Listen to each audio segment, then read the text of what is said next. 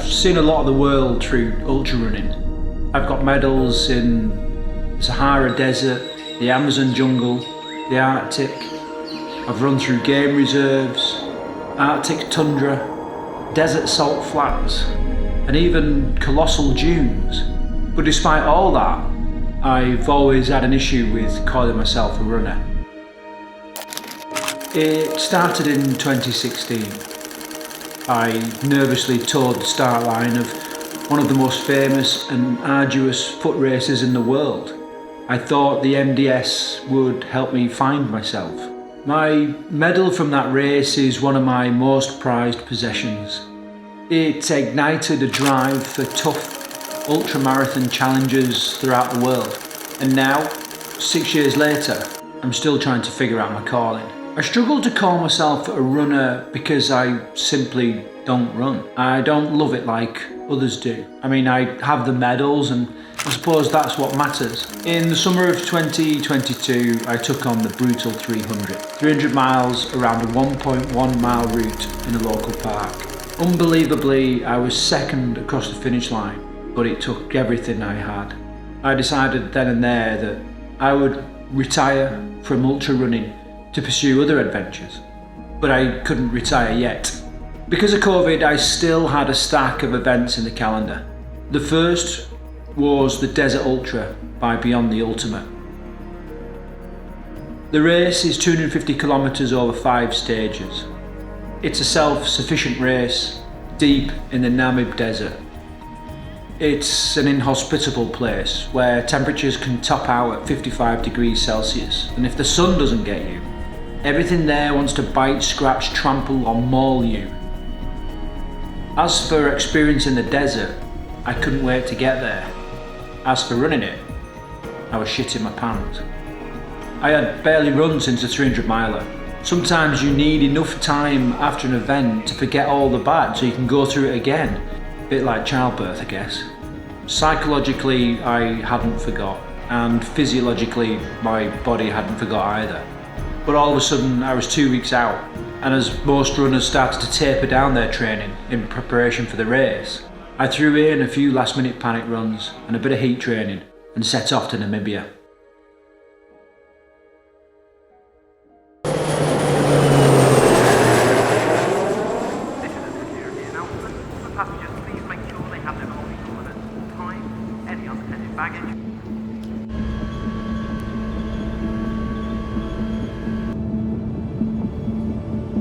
Before the flight, I could feel that something wasn't quite right. I felt really congested around the nose, in the throat and around the chest, and I kind of talked myself into the fact that it was just the travel that was causing it. When I arrived in Namibia, it didn't really improve. In fact, it got a little bit worse. My chest got heavier. I felt like I was just breathing in the top couple of inches of my lungs, and to top it off, I then started getting really sore eyes, and I thought, well, maybe it's a bit of hay fever. So I took a couple of antihistamines, hoping that it was hay fever. I met up with a couple of old friends, Pete and Lee that I knew from the MDS, and Steve that I'd been chatting to, who was kind of part of our group before we got out there. And it was great to see them again, you know, and this is one of the great things about these events, is that it really does bring friends together, and it really does forge friendships. Nothing builds friendships like challenge does. First couple of days we just spent kind of going through kit, making sure that we had everything we needed, the compulsory items and any sort of comfort things that we wanted, and it was just ready to go, you know. And there's a lot to do with that kind of psyching yourself up. You know there's a lot of pain coming, and it can just take a bit of time to get your head into the right place. It was great to meet up with all the other runners. Christina had done this race in the past and set a new women's record that was beaten in the last couple of years, and she was out to not only take on that record and reinstate herself as the fastest woman over that course, she was also looking to make a documentary about her journey. So we had a day of travel to get deeper into the desert, which was the most bone-shaking, teeth-shattering journey along mud tracks, which I'm assured is some of the best roads in Namibia. We started off in a place called Spitzkop, which was really iconic. Having watched the Desert Ultra documentary and some of the other videos, I recognised the place, and suddenly I was there. We could feel the hot temperatures and experience the desert for the first time, and that's the time when I kind of thought, this is real, you know, this really is an inhospitable place.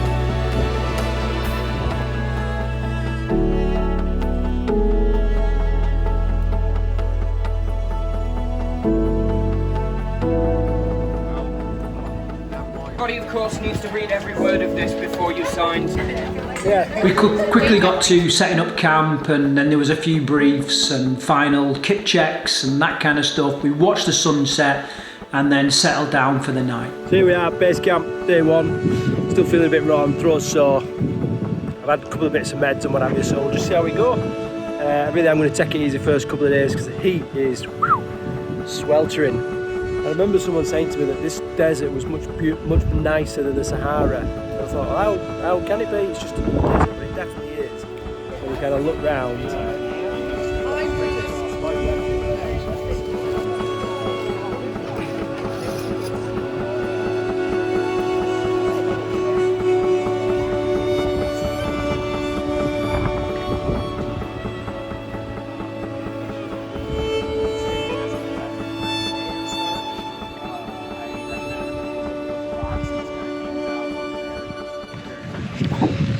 So just had our first night, safety briefs and all that. Thought I was getting better in my throat.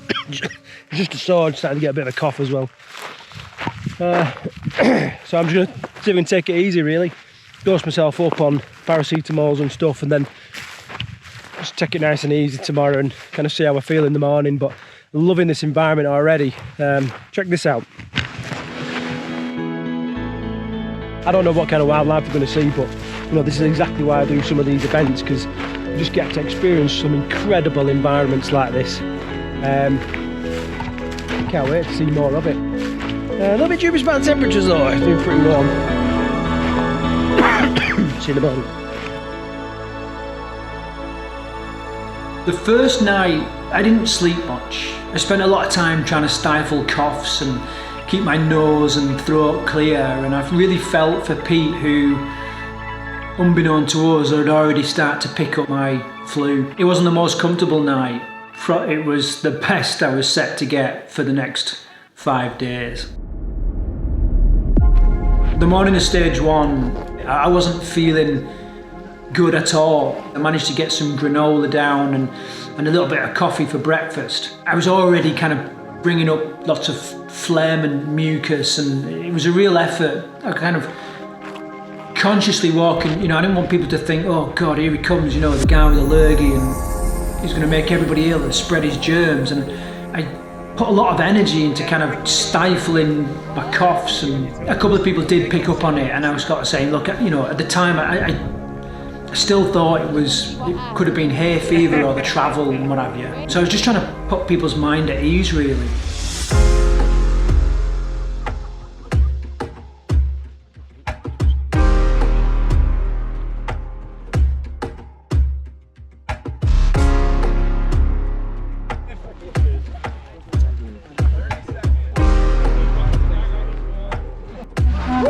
When we set off in the first stage, I was just kind of trotting along a half decent pace. Again, I was feeling it in my lungs. My lungs were burning pretty much from the start. I was constantly having to clear my throat and just really fire snot rockets out my nose, just trying to keep my airway clear. So I think I'm just over halfway to the first checkpoint. It is hot. Feeling a little bit better in the chest. Maybe it's just cleared up a little bit.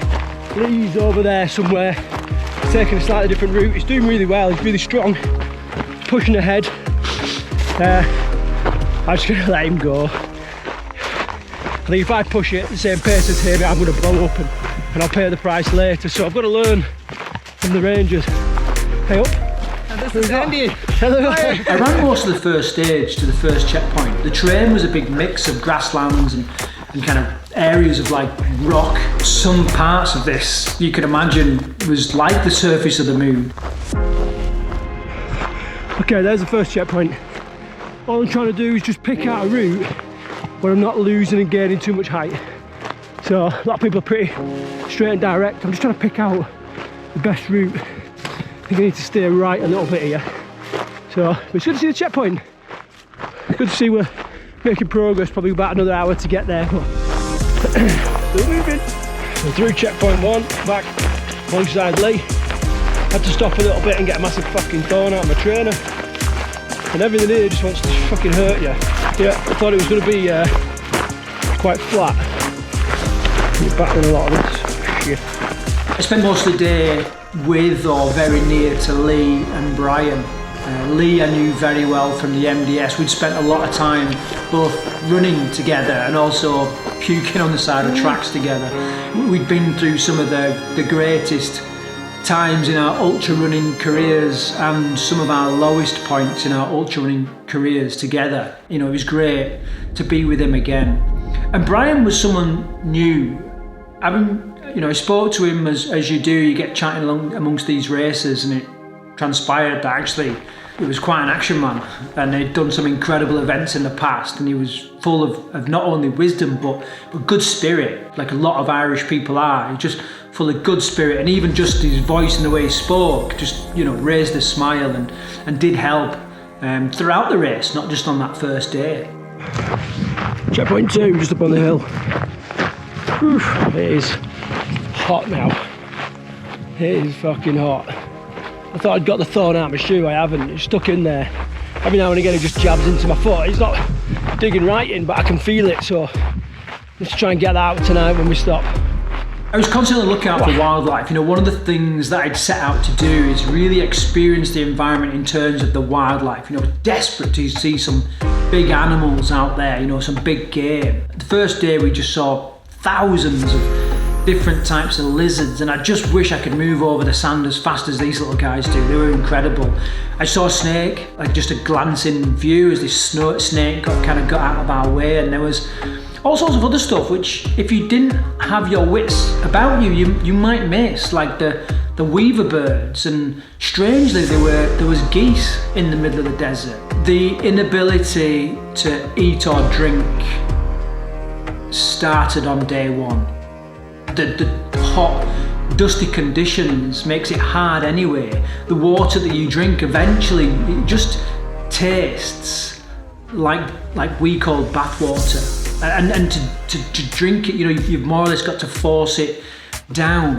And on day 1, with the snot and mucus and everything, it was just so much harder to get the fluids and to get the food on board. Towards the end of the first day, there was kilometres and kilometres of long, dusty road, and we got buzzed by countless motorbikers, you know, as they was working their way through Namibia. And to be honest, on a few occasions, I just looked at them and thought, that's what I want to be doing. It was on this road that I started to feel first few kind of blisters that I was picking up. I could feel that my heels had just kind of turned into bags of water, where the skin was starting to delaminate and blisters were forming under the heels. I kind of changed my walking and running style, and it kind of took the pressure off a little bit, but it's one of those things whereas, you know, when the blisters are there, they're only going to get worse. Blisters, especially on day 1, are just not going to get any better.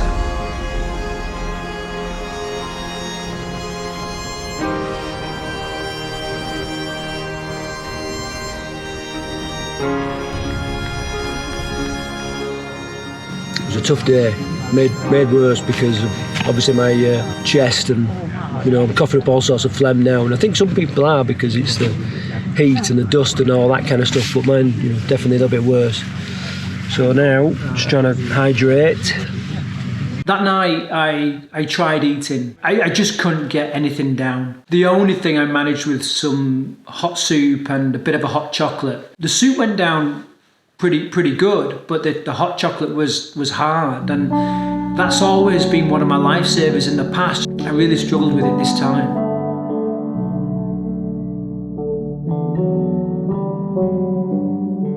The desert is beautifully hostile during the day, but it comes to life at night, the minute you look up, the stars are just incredible. They're an opportunity to glance up into space and contemplate everything that you are and everything that you've done and everything in life. They're beautiful, and they cause you to think about everything beautiful in your life. My wife, my family, my business, everything that I may have taken for granted. I just thought about it during those moments when I stared up at the stars. The night was quite warm. I know because I spent most of it awake trying to hydrate and uncomfortable in the tent. Again, I was having to stifle coughs and try not to spread my germs onto Pete. Unfortunately, it was too late, and Pete, through the illness, had a few episodes with his heart, and not being well and being a former cardiologist, he kind of understood the gravity of that, and he retired from the race. I felt really bad, although there's not a great deal you can do to. Sometimes you pick up these germs and you pick up this illness, and that's the way it is. I did feel responsible for him being withdrawn from the race. The only thing I think is that I don't want all this to be for nothing. I kind of owe it to Pete now to kind of stay in the race and get as far as I can. But I did feel sorry for him.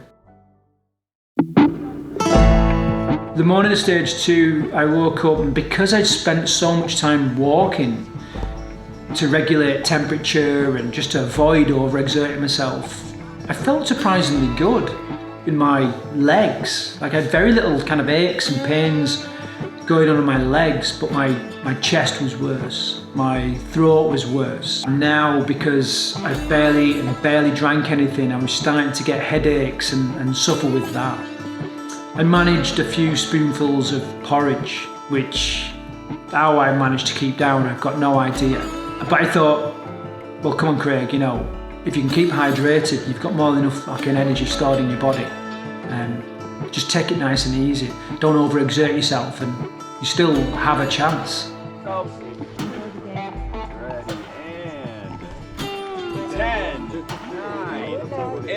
As that stage started, I run for a little bit with Lee and the front runners, and then eventually just settled down into a march, knowing that I just weren't in the right state, like regards to illness, food and water, to compete. First day I'd finished kind of 13th, and today I knew I was going to lose standings in the race. So I'm halfway between probably checkpoint 2 and checkpoint 3. Today is the first day where I felt like I'm in a fucking wilderness, like I'm in a desert. I've just passed a load of rhino poo. Luckily it's, I don't know, I'm not an expert, but maybe 3 or 4 days old. Just had a small herd of gazelle run across the road in front of me. Another herd of gazelle up on the hill there. So there's definitely game out here. Tonight we might get the chance to see elephants, I don't know. But you've got to keep your wits about you. So doing alright. Probably hearing my voice, struggling. I feel like I've got like half lungs really. So just maintaining a steady pace, trying to keep on top of water and energy and that kind of stuff. And this'll do me, it's any faster, I'm just going to run into trouble. So it's about survival. Everything about this place is about survival, It is harsh, it is hospitable, it will freaking bite you if you don't take care of yourself. But what an amazing experience. Right. Pete had taken up a role helping out, his experience as a doctor in the past, I knew would kind of be beneficial in some way, and he's got a great way about him, and he's very practical and sensible when it comes to managing yourself and other people in the race. So I'd been told that it would be at checkpoint 3 that day, and it was a little bit of a goal to get there, to see him, to see how he was, and I knew he would kind of just checking on me and make sure he was okay, and I knew he'd have something sensible to say to me. When I got there, Pete wasn't there. It did shake me a little bit. You know, I'd really kind of set my stall on seeing him, and he wasn't there. He'd had to move on to the finish line so that there was room in the vehicles in case people dropped out and needed recovering. But Lee and Brian were there, and it was good to see them and check in with them and see how they're doing. Lee was nauseous as well, as he kind of always is, and Brian was just strong. You know, he's strong throughout the race, and I kind of explained to them too that I really couldn't leave until I had got enough water on board to keep me going, and I told them to kind of, you know, move off and I'll catch them later on, either at the end of the stage or whatever. As they stepped off, the kind of nausea took control, and I actually started being sick, sort of throwing up the little bit of fluid that I'd managed to get down. I just got in the shade and cooled off a little bit, and eventually I managed to get like probably 400 mils of water down, and thought, right, you know, if I take it easy, that might be enough to get me to the next checkpoint. So I just left checkpoint 3. I had to spend a bit of time there, to be honest, a lot longer than I wanted to.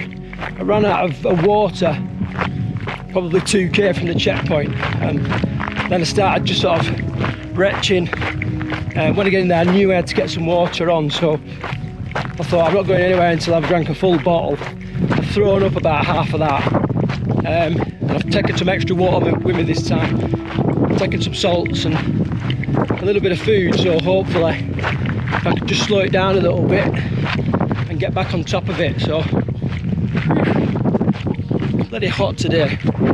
By all accounts, it was hotter when we set off today than it was at lunchtime yesterday.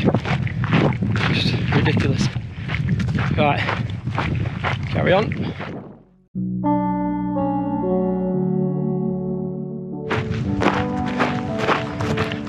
Final checkpoint of the day. Checkpoint number 4, day 3. Fuck. This has been a tough stage. I've been fucking asking myself all sorts of questions here. So I think there's about 6k to go after this. Hopefully I can get a bit of water down and then crack on.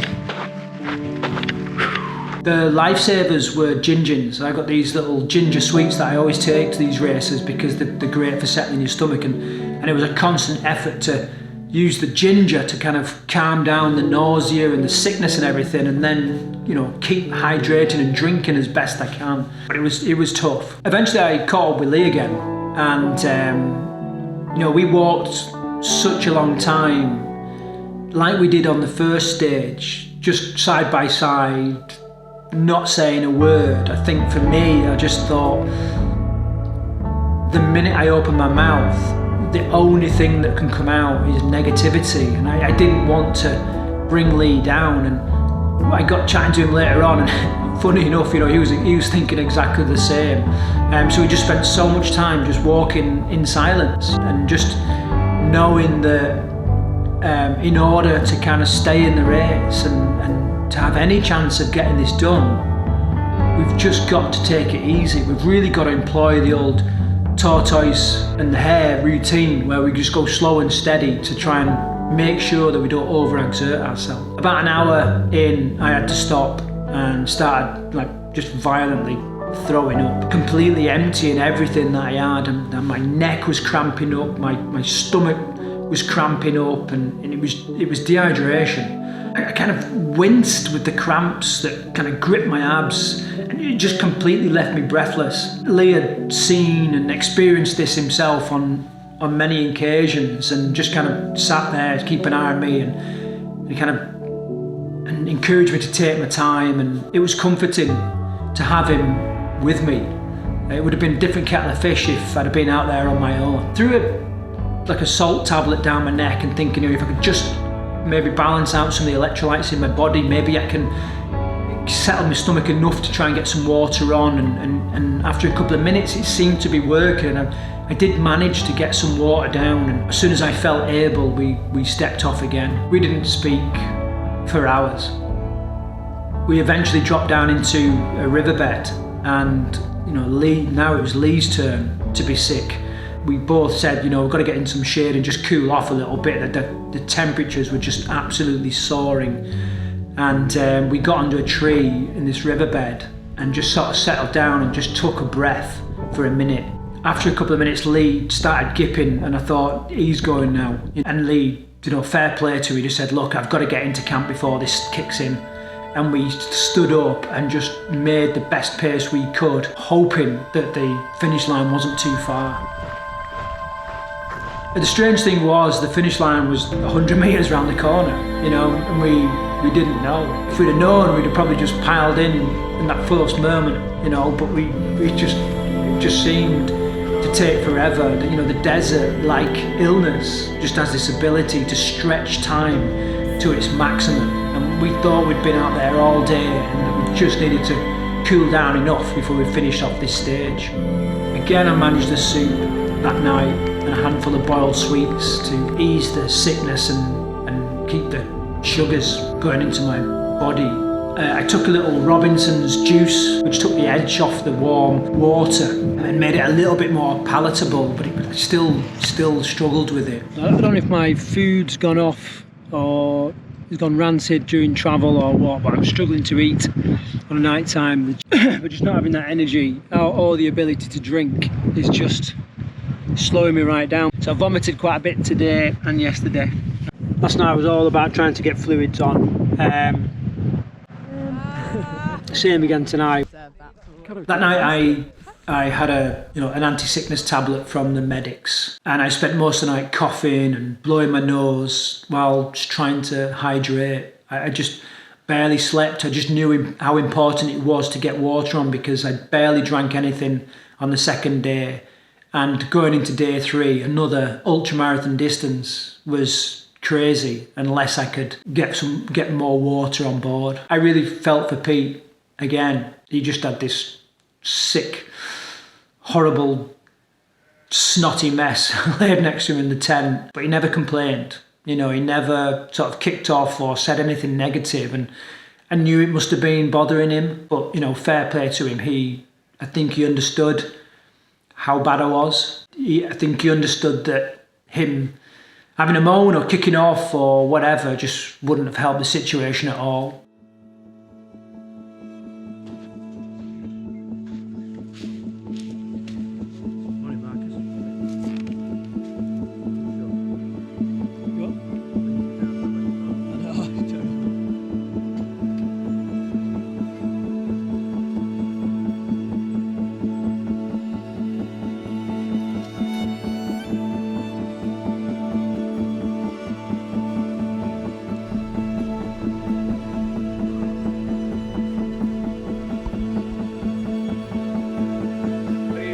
Ready?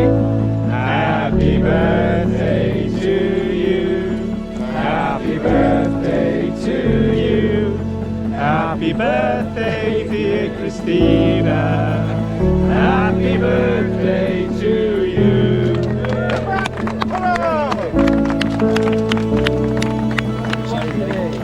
Can't wait to spend your fucking birthday. Stage 3 was quite a notorious stage for this race. It's called the White Lady Marathon. It was to be quite a few kilometres in kind of ankle deep soft sand in a riverbed, and then eventually you break out the riverbed and you kind of back into the desolate grassland and rocky ground. We did our best to pick a most efficient way through the riverbed, should we say, but there was very little shade and the sand made it extremely hard going at times.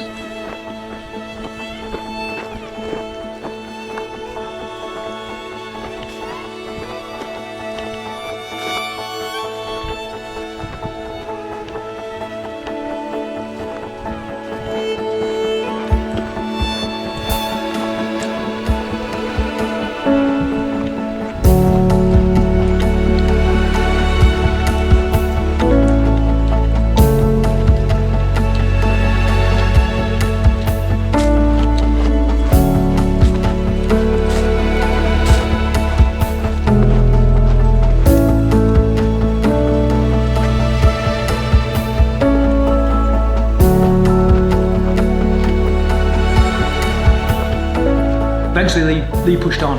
You know, he got the pace up and really pushed on. I was sick between most checkpoints. The cramps started again in my stomach. When they would ease off from my stomach and my abs, they would then kick in on my neck and across my shoulders. And again, it was all from this dehydration. It was a horrible experience. The gin sweets became pretty much my only source of fuel. I just couldn't stomach anything else. And the settling effect on my stomach was just enough to get the bare minimum of water and fluids down. Just a quick catch up. Today my chest got the better of me. Can't drink, can't eat. Limped to checkpoint 4. I just can't do it anymore. Don't want to do it anymore. Don't want to fight it anymore, you know.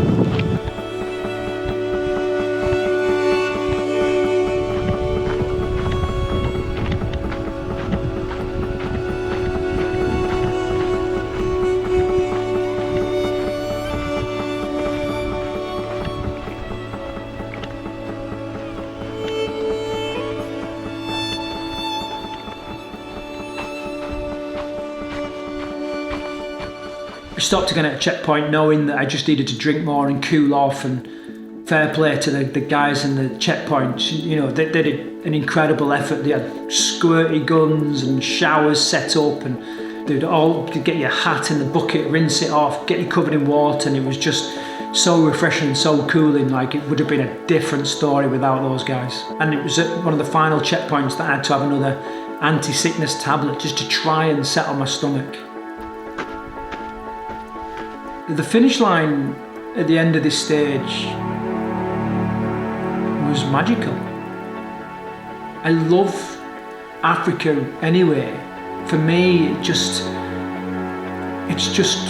an incredible environment. As I approached the finish line, there was huge bits of elephant poo or rhino poo, I don't know which one it was, and seeing the presence of big animals like that is the next best thing to actually seeing them, because you know they're there, you know they're around, and you may not have seen them, but you can feel their presence. That night we was due to have an extended rest period. The next stage was going to be much shorter, and I thought, well, maybe with this extended stage I can get on top of things. Maybe I can hydrate better. Maybe I can get some more substantial food down. But in reality, I spent all evening and night concentrating on not throwing up. Even the smell of water was causing me to retch now.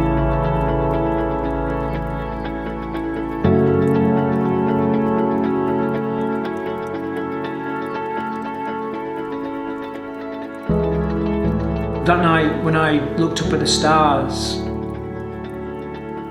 I think I knew what was coming. I think it was starting to settle in that not only was this race beyond me with the flu and the illness that I've got, this may well be the last race I do. In the morning, again, I managed a coffee and some soup. However, the effects of barely eating and dehydration were profound. I didn't know how I was going to get through that stage. People have often spoke of me of having an ability to go deep into the well when I need to. In all honesty, the well was dry.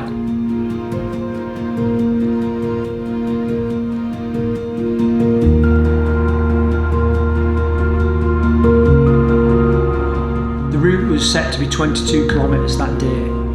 A tiny distance compared to others, but in my current state, it just seemed like 100 miles. We'd also set off in the midday sun. 9, 8, 7, let's go. 5, 4, 3, 2, 1. Hey! Most of the first stage was uphill, and then eventually you'd cross sprawling scorching plateaus with no shade. As I kind of was making my way up the hill, I knew the race was finished. As well as psychologically struggling, I was physiologically spent too. The truth was, I hadn't forgot the shit times from the 300 miler. I couldn't maintain the pace, and I slowly started to drop back. Some of the people at the back of the race was overtaking me, and they cheered me on, you know, and whether they knew how much I was struggling or not, I don't know, but it was good to see them, and it was good to see them still moving, and I just had so much respect and admiration. When I eventually approached the first checkpoint, I was vomiting and cramping up every 10 yards or so. The checkpoint staff and medics gave me another sickness tablets, and they was talking to me like, so, you know, just take a bit of time, maybe, you know, you'll feel better in a bit. And I just explained to them that I was retiring. They thought I was talking about the race. In my head, I was talking about retiring from ultra running completely. They did the usual thing of trying to talk me around and say you might feel better in a bit, and I got pretty strict with them and said, look, if you tell me I've got to walk from here, I've got to wait until nightfall. This race was tough enough without having flu. I was mentally and physically spent. Once I was out of the race, I no longer had to be self-sufficient, and one of the local guys offered me a Coca-Cola, and I've spoke before about how they call it the red ambulance. It just, no matter how bad you're feeling, you can always manage a Coca-Cola, and I drank that, and it just, my dry sandpaper throat, all of a sudden, you know, I had fluids that I could stomach, and immediately I started to feel a little bit better, but it was just a small can. It wasn't anywhere enough to hydrate me completely.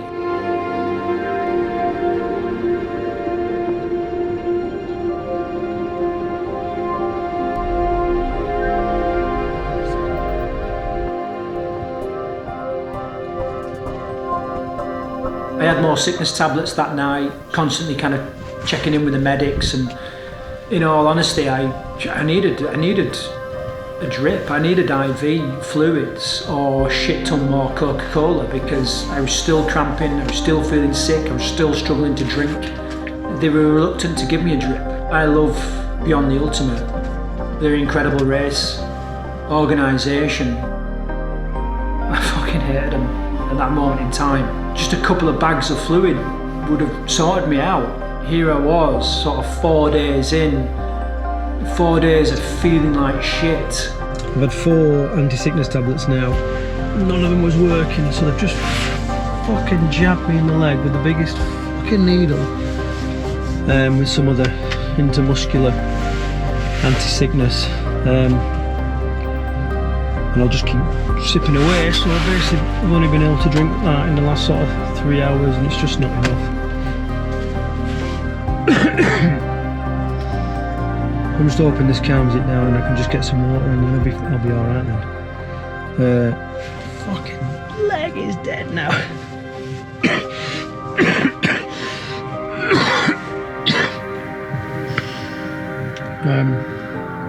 If that didn't work, then I'll be in it intravenous drip, which I know would sort me out.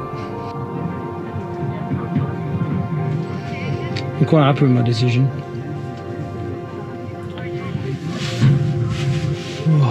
That tomorrow would have been a real trouble. In the past, my head would have got in the way, and I'd have pushed on too hard, too long. I got sick like I did before. So I think I've caught this right. My fucking leg is killing. Little fucking needles, they're about that long. I haven't got any small needles. But the medics have been brilliant. So.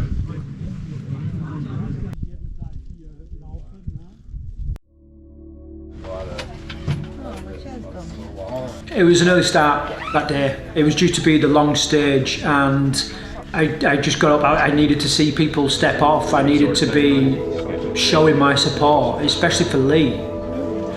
When I saw Lee, I thought, how the fuck are you going to get through this? It just looked a mess, but it was still moving, and that's what it's about, you know. I wanted to sit with them as they ate breakfast, and you know, there was a lot of people that were nervous, and you could hear it in their voice, but just the smell of food was making me nauseous, and I kind of had to move away, and otherwise I would have been throwing up on the breakfast table. But we cheered them off. 5, 4, 3, 2, 1.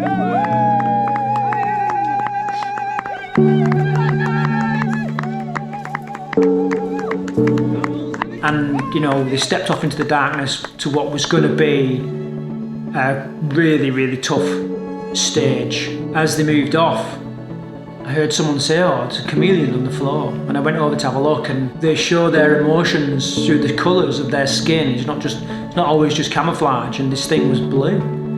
It must have been petrified of all these people kind of shuffling their feet around him, but it was amazing to see him in his natural habitat. Pete and I had a short sleep before getting up and helping to collapse camp, and then I was kind of involved in the other side of a race that I'd not really experienced before. We was to hightail it to the finish line and set up the finish line ready for the people coming across the line. It was great to experience that part of the race. We piled into a very, very cool Mercedes kind of bus that had been kind of welded and like botched together, but it was just perfect for this environment. It was so tough and robust, and it was amazing.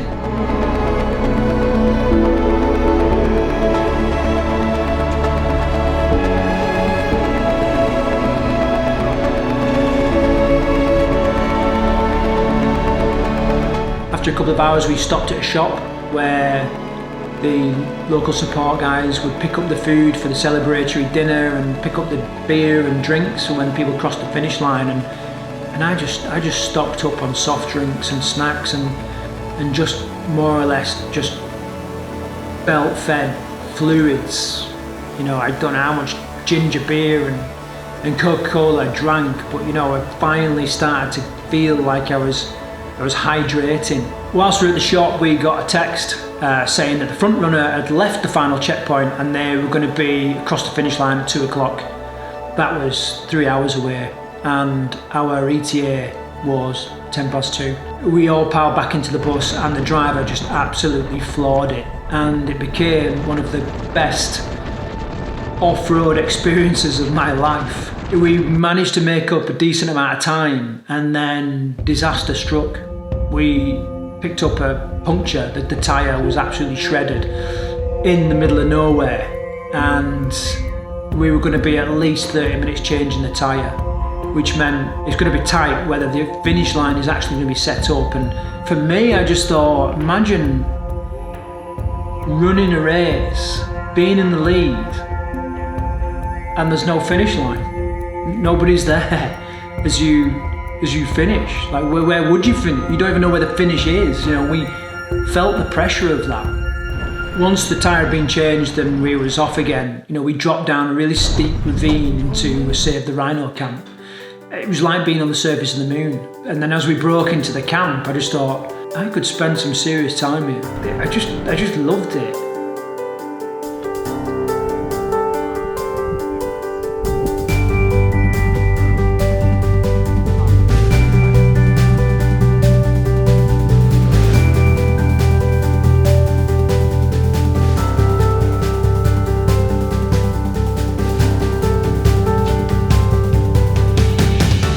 It was incredible to welcome Jack over the line. We just managed to get the finish line set up in time, and he come in, and you know, this was his first multi-stage race, and he had won it outright.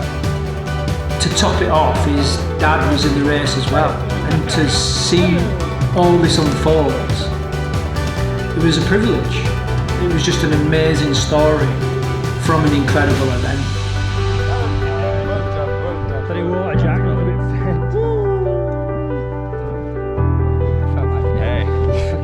Second place was Christina, who had smashed women's record. Again, it was just great to witness that and to see just how much she had put into the race. She's a talent, to watch her run what seemed like almost effortless, was incredible. Capturing Christina's record attempt was a Danish guy called Bjorn. We spoke a little bit, and the more I heard how he got into filmmaking, the more I thought, Jesus, that's just like me. We watched as other people crossed the line and came into camp, and eventually Lee would come in, and Steve, and other people that I'd kind of met along the way, and the joy in them was incredible to witness. I didn't feel disappointed. I felt tremendous comfort in the decision I'd made. I spent much of that night with my head out the door of the tent, staring at the stars again. Pete and I was picking out the satellites and watching the satellites, and I saw an incredible meteor which just seemed to last for ages, and I'm sure it was just a split second, but it just seemed to trail through the sky for ages. I was content with my decision. I decided there and then that I would cancel all other races in my diary. That felt good. Not having those things looming over me was a relief. I spent a lot of time thinking about running. I come to the realization that like a marriage, you shouldn't have to constantly search for motivation to do something. Like, you shouldn't have to work so hard at it. You should want to do it, and I didn't. For years I'd struggled to just get out and run. I'd look at other people and just think, bloody hell, your dedication to this sport is admirable, and I just didn't have it. And I think I just got so caught up in chasing medals, in having these discs that somehow proved my worth. I missed the point. I realised it's not about medals, it's about moments. I'd had some incredible moments in pursuit of medals, and I've had incredible moments and not got a medal, but I still have those moments in my mind. Having that realisation just changed everything for me. I thought running would keep me fit. I thought, these big events were big enough that I would have to train and stay fit and stay healthy, otherwise I'm going to look stupid. And I developed this ability to get through with no training, with very little preparation, just on mental ability. But of course that hurts a lot. Right now I feel fat, sick and lazy. So this idea of running keeping me fit is wrong. In 2016 I first went to the desert to find myself. Instead I emerged as an ultra runner. A reluctant one, but an ultra runner nonetheless. So this is the end of the race. Just managed to get a shower in this quite primitive but awesome little field shower. This is Save the Rhinos Ranger Station, which is the finish point. We've already had three runners come in. Jack, unbelievably, has won the whole race. And then Christina come in second, having got the women's record by a long way. So almost it's a win-win, because not only has Jack won, but Christina's still got the record, and that's phenomenal to see. For me, I've taken a lot from this race. It has really cemented just how much I need to take a break now. It's not farewell, it is farewell for now, but I just need a break from these big efforts where I'm putting myself into places where I'm really struggling. I just don't want to be doing it. I don't regret my decision to withdraw. I don't regret even coming out here or anything like that. I've had an amazing experience in an incredible environment with some great friends. So all in all, I'm quite happy, but it's definitely on to the new chapter. More on that in a bit. Since getting back from the race, runners that I know have a real issue with me finishing, retiring on a DNF. But seriously, I don't care. In fact, the mischievous lad in me quite likes that it winds other people up. I decided in the desert that I value moments. over medals.